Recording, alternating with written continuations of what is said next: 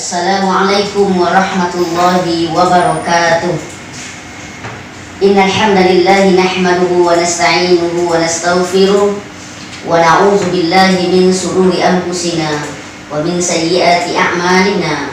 May yahdihillahu fala mudilla lahu wa man yudlil fala hadiya lahu. Asyhadu an la ilaha illallah wahdahu la syarika lahu wa asyhadu anna Muhammadan 'abduhu wa rasuluh la nabiyya ba'da, amma ba'du.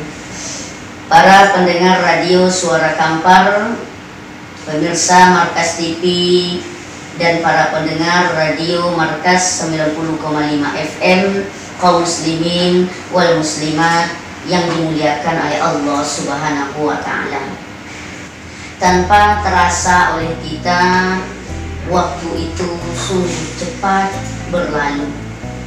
Insya Allah mulai maghrib ini nanti kita sudah masuk hari yang ke-25 Ramadan tahun 1441 Hijriah. Intinya kita berada di penghujung bulan suci Ramadan. Mungkin timbul pertanyaan bagi kita, sampai di manakah Ramadan kita pada tahun ini? Apakah kita memang betul-betul menjalankan ibadah yang sesuai dengan syariat Islam, dengan tekun, dengan penuh keimanan kepada Allah Subhanahu wa ta'ala? Atau Ramadan tahun ini kita sia-siakan? Jangan sampai kita disebutkan oleh hadis yang diriwayatkan Ahmad, malaikat yang mendoakan orang-orang yang berpuasa ini dan bahkan diaminkan oleh Rasulullah SAW. Ketika Rasulullah SAW menaik tangga mimbar, ketika itulah malaikat berdoa. Doanya sungguh aneh dan lain sekali. Apa kata malaikat Jibril? Mau dah? Pas bawanya celako. Kalau ada kartu cilako yang dongau di awak, uang yang menyambi awak itu sangat-sangat hina sekali. Mungkin awak bohongin, mungkin kita marah, emosi dan segala macamnya. Namun ini yang berdoa adalah malaikat Jibril dan yang mengaminkan Rasulullah SAW. Tentu dikabulkan oleh Allah Subhanahu wa ta'ala. Apa kata Jibril dalam doanya? Bahwa celaka liman adraka Ramadan falam yufarlah. Barang siapa yang mendapati bulan suci Ramadan tapi dosanya belum diampunkan oleh Allah Subhanahu wa ta'ala. Nauzubillahi min dzalik. Mudah-mudahan kita jangan termasuk orang-orang yang didoakan oleh malaikat Jibril dan diaminkan oleh Rasulullah SAW seperti itu. Kenapa? Karena di dalam bulan suci Ramadan ini semua ibadah-ibadah yang kita lakukan itu dalam rangka untuk mensucikan diri, jiwa kita dari melakukan perbuatan dosa. Seperti apa? Yang pertama adalah puasa. Yang kedua adalah melaksanakan sholat tarawih. Yang ketiga adalah infak atau sedekah. Yang keempat adalah malam Lailatul Qadar. Dan yang kelima adalah zakat fitrah atau zakat fitri. Untuk menghapus dosa kita itu adalah sholat pada malam Lailatul Qadar. Nah, hadisnya juga mirip.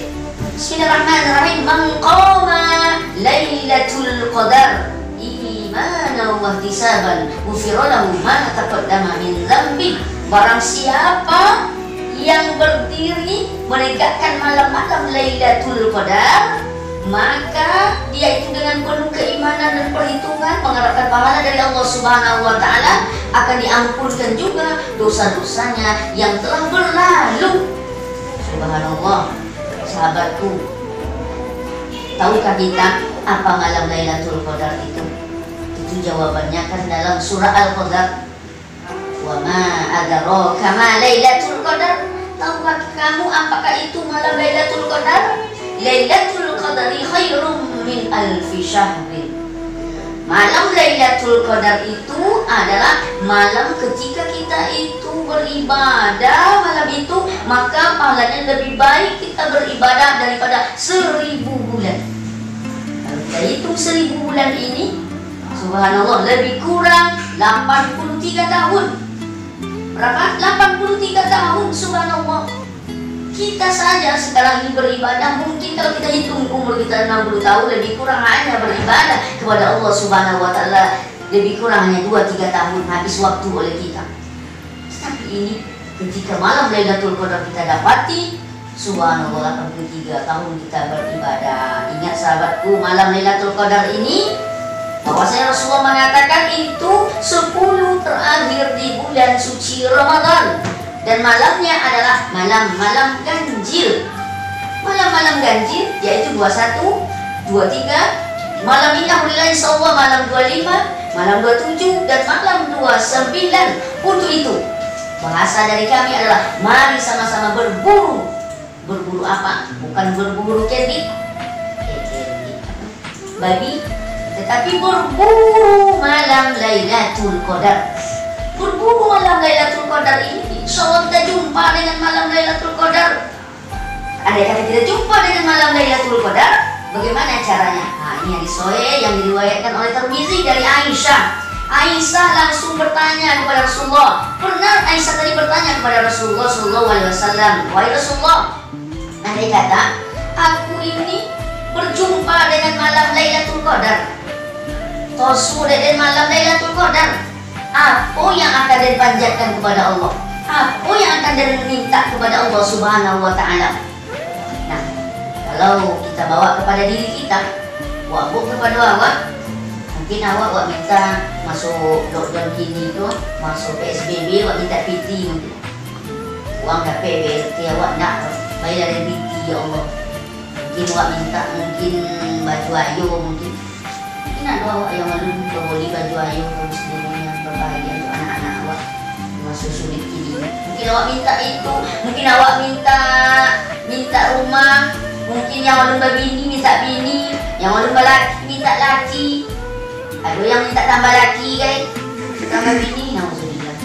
Nah, tetapi ketika Isa bertanya kepada Rasulullah, apa kata Rasulullah Sallallahu Alaihi Wasallam? Jawabannya, andai kata dapat malam Lailatul Qadar, subhanallah, bukan nambah bini, bukan minta piti, bukan minta laki, tetapi adalah Allahumma innaka afun tuhibbul afwa fa'fu anni.